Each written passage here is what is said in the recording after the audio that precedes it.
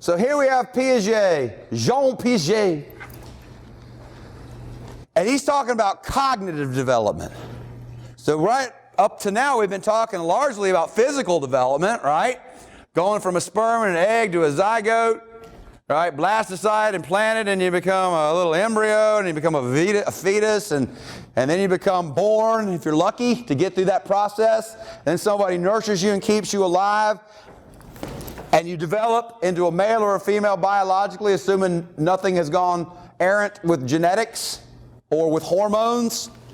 And you develop differently depending on your culture, depending on your influences, but everybody has cognitive development. The ability to think grows as you mature up to a peak, at which point you have developed fully your abilities to think. You might acquire more knowledge if you were so inclined, but you don't acquire increasing abilities to think. All right, so when we hearken back to the idea of intelligence, that's what most people think here. But keep in mind that we're talking about all kinds of thinking, not just the kind you would measure on intelligence tests. And we'll see how debatable the concept of intelligence per se is when we get to that chapter. Right? There's lots of ways to think, but we all think symbolically. Symbolic means that we represent outside reality in our heads through models we create. We already talked about how all the energy outside is not what we experience directly. We have, right? Afferent neurons, sensory neurons, that transduce the physical energy into neural energy, which is then read or modeled as a representation of the outside world, which we take to be reality. But you know we don't always agree on quote-unquote realities. We can agree on it being Wednesday. We can agree on it being Brown Hall and around about 12, oh no, 1. So we could even debate about whether it's 12 or 1. But we agree on this thing, but then we get into the facts of the case about all kinds of other stuff. We disagree because we're different individuals who model reality differently and assume that because it seems so real to us, it must be the truth the way. It's the only way to see it. Has to be, because that's the way I perceive it. So surely if you have the same abilities as me to perceive reality, you should interpret reality the same way I do. But that depends on how you've been trained to think or not think. Symbolic systems. Mathematics is a symbolic system. Language is a symbolic system. In fact, math is a type of language. Computers communicate in languages, right? They're all symbols. Pictures are symbols. Cat, hat, in French, chapeau, in Spanish, el gato and el sombrero. 3 different languages, same cat and hat. Doesn't matter whether it's gato or chapeau, or no, that would be French chat. It's probably chat as the cat. See, I don't know French. Some of y'all know French, probably. Correct me if I'm wrong. I know gato is cat. El gato, the cat. The cat and el gato are identical. Doesn't matter if you say it in Klingon or Esperanto. What you're doing is developing a symbol system, and when we all develop similar symbol systems in a culture, we're able to communicate our perceived realities to one another. And we can teach people things. So teaching people things means that we are what? Enhancing cognitive development. So we're going to talk a lot about schemas in this class and how people are defaulted to use a schema to interpret most of their realities. A schema would be a mental category of some kind. So I might have a mental category of kitty cat. I could label that cat in a variety of ways. I could label it gato or cat, or I could say, 4-legged furry mammal, or I could say good or bad, depending on whether I do or don't like cats. But I have a concept of cat such that when I see something running around, I don't have to think for 15 minutes and go through all the criteria to say cat. I can make a judgment really quickly. We're schema-based processors of information in which we are making us a judgment machine. We judge things rapidly and almost instantly, and oftentimes without ever questioning whether the judgment's valid or not. And that doesn't really matter. If I get cat wrong and it happens to be a raccoon because it was a little dark outside, no big deal. But if I have a scheme about human beings and I think I can judge you because I have some label for you, that can be very problematic, but it's no different. It's the cognitive processes that all humans go through. So you're developing schemas, categories, to help you process information so you don't have to sit around thinking about every little thing. That's adaptive. But used improperly, it becomes maladaptive, especially with human beings and understanding one another, culture, individuals, etc. So Piaget says as we go through this cognitive stage, so there's stages that we're going through, developmental phases, if you will, that are predictable and progressive. As you mature, you develop schemas of more sophisticated natures. So if you encounter some piece of information that fits already well within a category that you have, a schema you have, you'll just assimilate it. You'll just pull it right on in, and it won't take much thinking at all to adapt that schema to include the new piece of information which fit right in it to begin with. But if it's sufficiently different from your existing schema, then you're going to have to accommodate it in some way.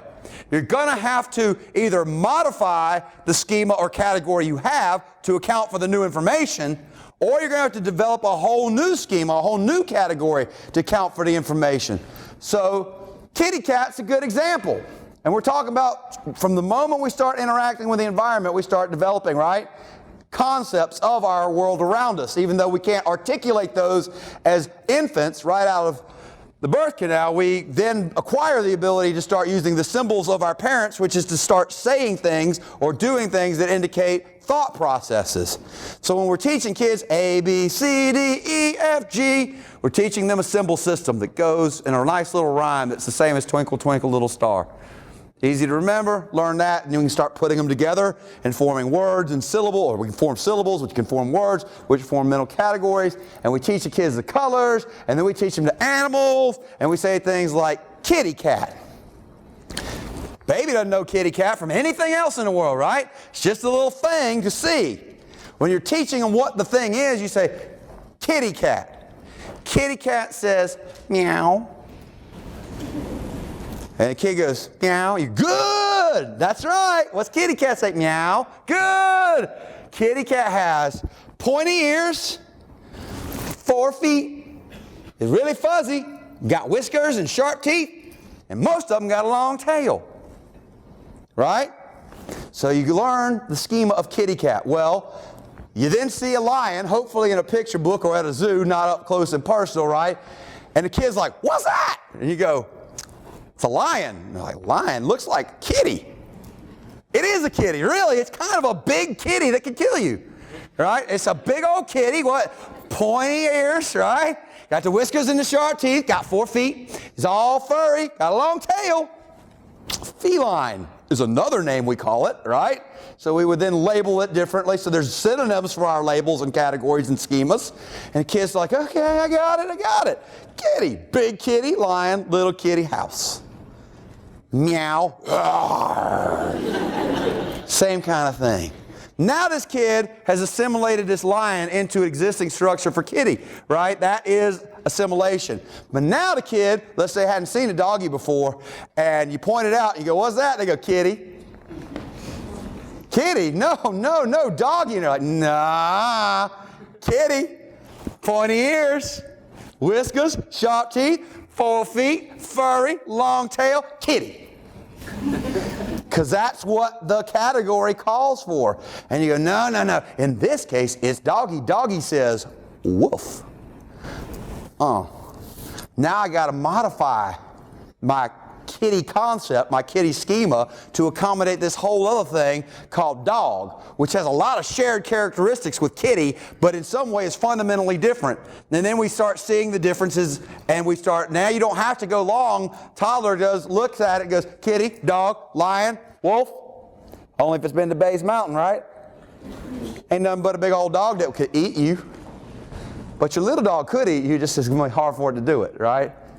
Canine, feline. You see what I'm saying? So this is the cognitive development at the most basic level. The development of thinking categories so that you can quickly process information, make sense of your world, and what? Adapt to it and respond quickly. That's what the functionalists were talking about. So Piaget worked with his own children. Again, from a research methods point of view, that's not ideal, right? There's all kind of biases, etc. But he was an eminent scientist, and as such, he was very methodical. And what he did was he noted similarities and differences between his children as they grew up. And he extrapolated from that some general principles, some general stages that we all go through as we develop as thinking beings, right? The first stage is then something he called the sensorimotor stage. Sensorimotor stage is roughly 0 to 2. Some of the critiques that are legitimate about any stage theory is that you get a lot of overlap because, as we talked about before, we have developmental norms, right? One kid might enter one stage a little bit earlier than another one might lag behind, and so it's not right at 2. It's not like you can just cut it off and go, well, now you're in the next stage, right? It's a developmental norm, and in some ways kids can be processing in multiple stages simultaneously. But the difference here is it's progressive. You have to do the first before you get to the next. That's the maturational process biologically and mentally. Your ability to think your way through things becomes more complex as you age. Starting off in the sensorimotor is what? Senses and abilities. So you have this trend for kids, proximo-distal trend, right? They can move the trunks of their bodies before they can move the arms and legs and sit up. And then it takes longer to get the fine motor skills needed to manipulate objects, right? So that's one kind of ability, the ability to be mobile and explore the environment. But they also learn things like depth perception, colors, right? Being able to label things that they perceive, being able to perceive things, right? So they hear sounds and they now identify those sounds in particular kinds of ways. So coordinating senses and abilities is the sensory motor phase. And one of the hallmarks of it is a thing called object permanence. Object permanence is the cognitive ability to realize that when an object is out of sight, it still exists. For an infant, you can dangle anything in front of them. Looky, looky, looky, looky, looky. They don't even care what it is, do they? It can be keys, it can be cans of soup or ravioli. They just look at it, oh, and you put it away. And they're like, oh, it's gone. That's why peekaboo is so cool to them, because as far as they're concerned, you don't exist anymore. There you are. I'm not here anymore. And they're fascinated. Look, he came back out of nowhere. And that's why they freak out when what? The primary attachment figure leaves. They're gone. Oh, they came back. Well, over time, you realize that things that are not in your visual field actually do still exist. And you can tell this when you play with a kid. For example, you got them on the floor and you're playing with a set of those big old plastic keys. Don't give them regular keys. All right, big old plastic keys, and you jingle them and they like them, they're pulling on them and they're getting, and you take it and you go and you put it behind a pillow and they look for it. They look for it because they've achieved object permanence, which means they achieve the cognitive ability to realize that material things do not cease to exist simply because you cease to perceive them directly. Now, in terms of naming the stages, pre-operational supposes that we're going somewhere else. It's nice when people say pre and post and all that. And I say pre and post and all that stuff on Friday, so I'll see you then. I hope everybody will come on Friday. Take care. I'll see you then. We left off with sensorimotor as a stage. Next stage, pre-operational, we got at right there where I said, well, pre means something else is coming. So we got sensorimotor, that's when you got infancy. The hallmark, and there's many developmental milestones, but one that you would want to know for your test would be object permanence, right? Realizing that objects don't cease to exist when you can't actually see them or feel them. Pre-operational, now we're talking about a rough area around 2 to 7 years old, toddlerhood, preschoolhood, if you will, and rise of symbolic thought. Now we talked quite a bit about symbolism the other day. That's how human beings think. It's how we model the world. When I see this, I don't think very long at all. I have a category for it. It instantly allows me to judge what it is. Can. I look on the front, apricots. Why apricots? Because it's a bunch of little lines in a certain pattern that symbolize to me sounds which represent words which represent meaning. So that I have the instant ability to make sense of that, which is great when I need to navigate my environment. But then I don't talk until I have the ability to convey that symbol system to other people. So the rise of symbolic thinking also gives rise to talking and writing and drawing and communicating. Now, one of the hallmark areas in the pre-operational phase is egocentrism. Little kids do not make good negotiating partners. because they have no idea what your point of view is, and they don't care, frankly. When we go to look at Freud, he'll talk about the id. Little kids, they just want what they want when they want it, and you can't rationalize with them, and you can't reason with them because they don't have the ability to do that yet. Cognitively, they aren't able to take another person's perspective. So they're egocentric. Mine, mine, mine. Right? It's all about whose is whose, right? That's what it is when you're at that stage, because you don't have the ability cognitively to really step into another person's viewpoint. Another hallmark of this is animism, the belief that things are living. When my kid was younger, I mean, like, I'm talking about 4 years old now, this is young, we had a gray car, and like a lot of kids, they will talk to inanimate objects. So he would come out and we'd go, "Hey, gray car," and gray car would go, hey, Dalen, how you doing?" And he'd go, "Oh, I'm good, I'm good." He's like, "What are you doing?" Gray car goes, "I'm just hanging out here waiting for y'all to go somewhere." "Where are y'all going?" He's like, "Dad says we're going to the bank." "Oh, that's awesome. Let's take off to the bank." Why is he talking to this car? Because the car moves, the car has qualities, the car is familiar. You'll see this with all children when they play with little dolls, right? And action figures, which ain't nothing but dolls with a masculine gender label on it so that it could be okay for boys to play with them, right? They talk to them. They act like they're real because they don't really distinguish what is a property of a living independent creature from what are some properties that are similar to independent living creatures. So cars move, people move, right? You can move your little person around and it looks like a person. So they have this view in early childhood where they're working things out, as we'll see with Vygotsky, to try to understand the environment. And they do this over time, progressively, as they mature. Concrete operational is the next stage in cognitive theory a la Piaget. Now we're looking roughly 7 to 11. Don't get too hung up on the numbers. They just give you approximations. It's not that you couldn't be continuing to develop on some concepts in one before while you start on the other, or vice versa. You start early in one and still going on the other. But development of mental operations now. Symbolic thought gives you the rudimentary, fundamental, manipulable items within your brain's capacity to model, right? So language, I now have words that describe concepts that I've created as I've experienced the world and as the world has taught me. That's my schemas, right? New ones come on, these new experiences. If they're very similar, I can assimilate them into existing schemas. If they're radically different, then I have to either alter the schema or create a new one, which is accommodation. Now I have all the basics I need to start manipulating these internally and getting to the next level of ability to think, which is the rise of some mental operations that are more abstract but not extraordinarily abstract. So now I can start getting into basic mathematics. Now I can get into basic composition, for example. I can have a kid write their own story because they can understand how to represent their internal environment in a way that would be literary, for example. Conservation is just this one concept that a quantity of a substance remains the same even when it is in a different form. It could change shape, it could change form, but because of the conservation of mass, it's still the same amount. So I could get conservation of number, mass, length, area, volume. Little kids don't get that. When they see things in different forms, they assume that they actually have different properties.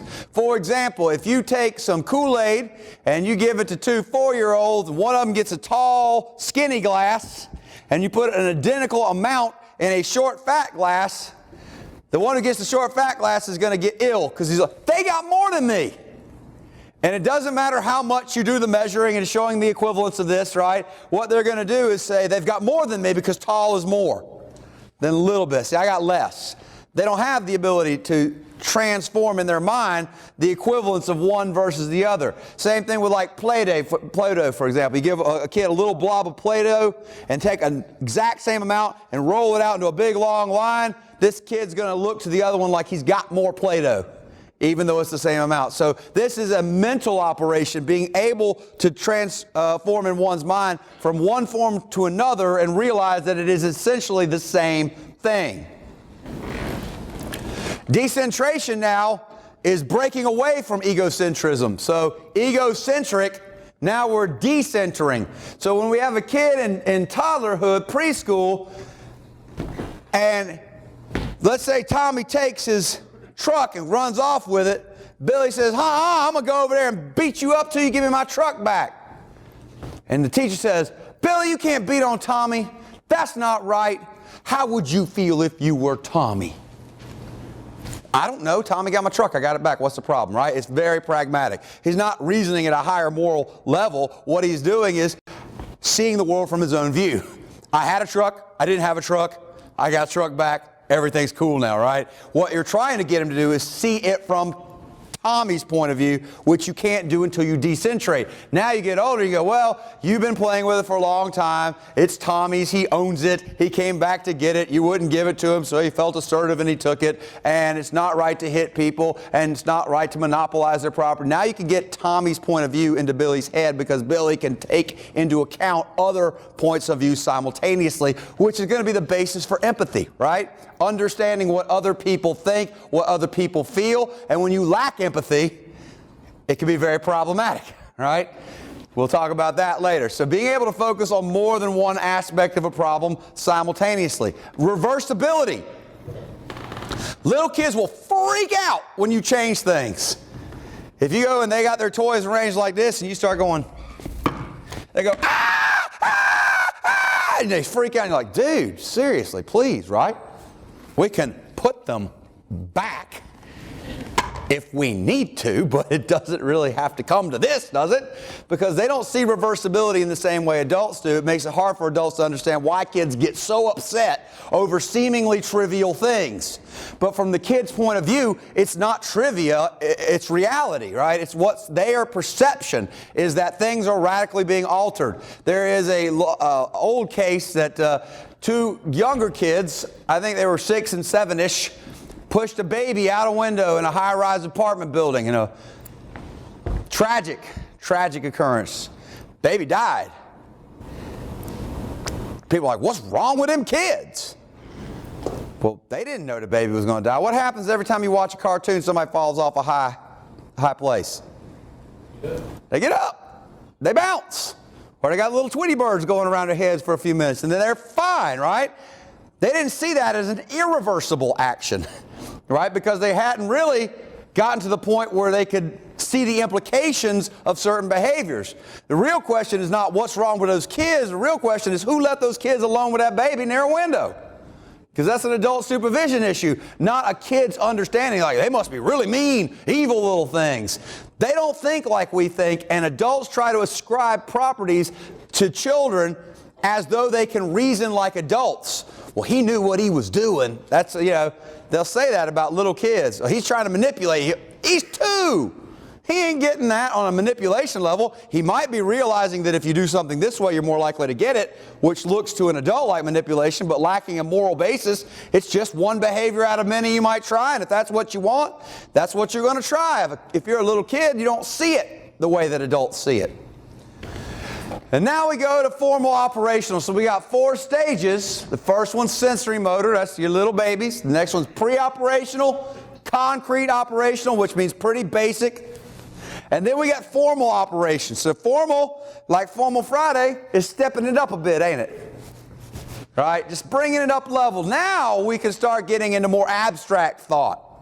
Now we can start developing an ability to think and systematically, and because we're decentrated, we can actually start holding multiple thoughts at one time. We can start thinking in terms of hypotheses and how we would test things.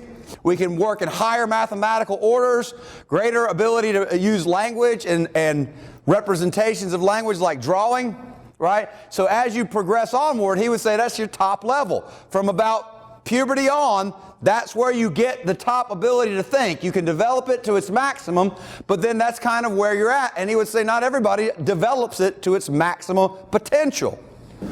But now you have an ability to think about things rationally. It's no guarantee that you're going to think about things rationally, because humans are notoriously irrational and driven by passions. We've known that all the way back since the pre-Socratic philosophers, right? Hasn't changed that much in terms of what we're inclined to do, but our ability to do it is now there. And so when you get over here at the pre-operational phase, I might get little Billy to start recycling, but it's not because Billy has a deep concept of the world ecology, right? He just does it because I reward it or I encourage it, and so he does it. It becomes a habit.